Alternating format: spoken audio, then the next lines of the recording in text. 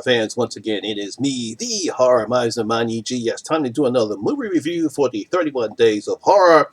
Today we review 3 from Hell. Oh boy.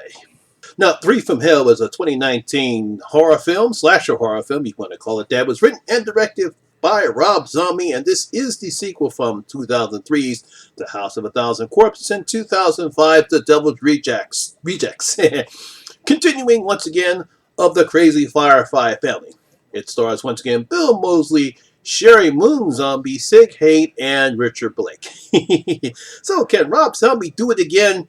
Can he do something really good after the somewhat, I guess you would say, not so good 31? And from what I understand, because I have not seen the Lords of Salem, very boring Lords of Salem, can he come back and be the great director that he has been? Well, let's see what I have to say from 3 from Hell. Barely surviving their shit up with the police from the conclusion of the Devil's Rejects, Baby Otis and Captain Spaulding are now behind bars. However, evil like them cannot be contained, and once again the Firefly clan escapes, and they'll unleash their new wave of death and destruction and depravity once again. Now, the minute I heard Rob Zombie's going to make a 3rd film about the Firefly clan, I admit I was excited, but a bit skeptical too. Now, we all know how the 2nd film ended, and I thought it was a decent way for Otis, Baby, and Spaulding to go out. Now he's bringing them back again, and while I had no problem seeing these 3 crazy-ass characters, I had a feeling that the 3rd film would not be as good as Double Rejects, and it turns out I was right on the money. Now, I have no problem with Rob Zombie's direction style, or his use of brutal violence or nudity in his film. That's what he does. The problem I have with Mr. RZ is that his writing style, and it really shows that in this particular film that he didn't know what to do here in this film, because the story is so incoherent that the audience really doesn't know what's happening other than the brutal violence, the gore, and the nudity. One of the big problems I have with this film is the pacing, as scenes drag on, they drag on, they drag on. I mean, nothing flows together. As we basically get scenes where the family sits, they talk bullshit, kill people, they sit, they talk bullshit again, they kill people. That's all we have. There's nothing actually, there's no story that flows here. Just like the only thing Rob Zombie wanted to do was, hey, let's get Baby and Otis and Sig Haight, Captain Spaulding, Baby, and Otis back together again so we can just do what we did in the last film. There's no story here. While it was nice seeing Sig Haight in what would be his final film, he gets very little screen time here. Bill Moseley, he's good as Otis again. I thought Richard Blake did a good job as Otis's half-brother, Foxy Wolfman Coltrane. But Sherry Moon Zombie is way over the top this time as Baby. There simply wasn't enough meat to the story, and what we have here is a very flat and movie. There is no purpose for this movie at all. Now, picking right up where we left off in the Devil's Rejects, we get a documentary-style introduction where, despite being shot up several times, Otis, Spaulding, and Baby survive their wounds. They go to trial, and all 3 get convicted and sentenced to life in prison. Now, while Baby is subjected to being beaten by the woman guards and she starts losing her sanity, Otis escapes with the help of his half-brother that we didn't even know about, Wilson Foxy Coltrane. Now, while on the run, Otis tries to hatch a plan to break Baby out of prison so the 3 of them continue their bloody path of violence and destruction. And that's basically what the plot of the movie is. Now, as I stated earlier, I don't have a problem with Rob Zombie's direction, how he filmed his movies. Now, I do like the documentary style he uses this in the first act of the movie. You get the grindhouse feel like you did in the Devil's Rejects. Kind of gives like a Texas Chainsaw vibe kind of a way. I never had a problem with the brutal violence he has in his movies, especially in this series, because that's what drives these characters is the violence and the brutality that they deal out to the victims. Especially in the Devil's Rejects, Otis almost is on to raping some of the victims that he has. They're brutal, they're nasty, they're disgusting. That's how the Firefly family are. Now, the main problem I have with this story, the main problem I have with this one is the story itself, because Zombie doesn't seem to know what he wants to do with these characters here. Yes, they kill and brutalize their victims, leaving a bloody mess behind them. Unfortunately, unlike the Devil's Rejects, the story is just all over the place. There's no cohesiveness to the story of this movie. We basically get one scene after another where stuff happens, but it doesn't flow, affecting the pacing of the movie. Some scenes, especially involving Baby and the female guard, seem to take forever. It's just like drags on and drags on and drags on.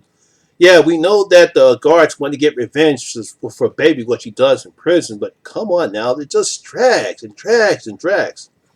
There's also some issue with the editing right around the second act. I guess Zombie kind of did that on purpose, but it seems more confusing to me and it was totally unnecessary. It's like, okay, we're going to jump to this, but they're going to go back to that, and then we're going to jump back to this scene, and we go back to that. It's like for a minute there, I thought I was watching Resident Evil, the final chapter again with those quick edits.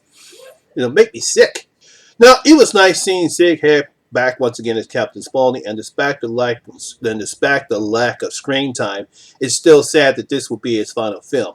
Now, Richard Blake, who was Doomhead in Zombie's other film 31, was good here as Foxy Coltrane. And Bill Moses once again is Otis, but he doesn't seem as violent or threatening like he was in the last film. It looks like for some reason, I think maybe Zombie was holding it back. He seems to be cracking more jokes in this particular one as opposed to being the violent sadist person that he is in the Devil's Rejects. Now, once again, we have Sherry Moon Zombie. Now, I know some people don't like her. Some people said that she cannot act. For some reason, Rob Zombie always casts her in his movies. Now, I do admit that this is her best role in any of the zombie films that I've seen. Now, I have not seen The Lords of Salem, so I can't comment on her performance here. But a lot of people say, some people say she's good. Some people say once again she can't act. But it seems like this is her best role here is Baby. But unfortunately, she's someone. It's confusing what her purpose is in this film. Well, like I said before, this is her best role in the films her husband has written and directed, but she's way out of here in this one. And despite her best efforts, she can't even bring Zombie's script together for Baby. It's just like there's something where she just goes off the rails, and then she comes back to being Baby, but then she goes off the rails again, but then she comes back. I just don't understand what was Zombie trying to do with Baby's character here. I also believe that the violence has been toned down a bit in this film. I don't know what Zombie was doing. I guess maybe he felt as though that The Devil's Rejects was too violent, and so he decided, well, I'm going to turn it down a bit. But that's why we love The Devil's Rejects, because of the violence and the depravity. Because of this is how sick and depraved this family is. Yes, we see them brutally kill people, but not like we did in the other films. It seemed like something was not pushing the envelope for some reason. He wasn't pushing the envelope like he always did. That's normally not what Rob Zombie does. And plus, we also see, just like we see a lot of nudities, there's a lot of naked ladies in here, but something is holding Rob Zombie back in this film. Now, if you're looking to see the Firefly clan brutally kill people, see lots of naked ladies, then you probably like this movie. But as for me, this is the worst I've seen in Rob Zombie's movies. And no, I have not seen The Lords of Salem. But as far as in all the Rob Zombie movies, whether it's The House of a Thousand Corpses, whether it's The Devil's Rejects, whether it's The Lords of Salem, or what's that? I can't think of the animated movie right now. But if you can know what that animated movie is, leave the comments in the comment section below. I got the name of that one. I have not seen that one. But as far as this and the two Halloween movies, this is his worst picture. I'm sorry. It's just so incoherent. It goes nowhere. The violence is kind of toned down a bit.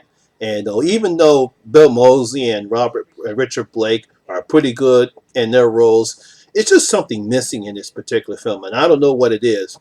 But I just think it's time for Rob Zombie to stop writing his material, get somebody else to do it, and he should just direct. And that's just my opinion. So, the Horror Miser is going to open up his vote. And I'm going to give 3 from Hell 1.5 out of my 5 gold coins. I just want to give it 1.5 out of my 5 gold coins. As I stated before, this is the worst of Rob Zombie's films. If I were to rank any of his films, this will be the last one. Now, if I ever get a chance to see The Lords of Salem and his animated movie, I will re-rank them and see if there are any worse or even better than this one. But right now, this is his worst outing of all time. I'm sorry. So, my horror fans, what do you think about 3 from Hell? Did you think this is his best movie, or do you think this is worse? Or what do You think this is meh? Leave your comments down in the comment section below and tell me what you thought about Breathe from Hell. So that's my video for today, guys. Hope you did enjoy it. And if you did, please give it a thumbs up. And this is your first time here, please hit the subscriber button and ring that notification bell. That way you can come and enjoy the horror experience with me, the Horror Miser Monty G. And as always, all my social media links will be down in the description box below as well. Once again, my name is Lamont Smith, better known as the Horror Miser Monty G. And always remember, horror rules. For these kids, take us home. We're out.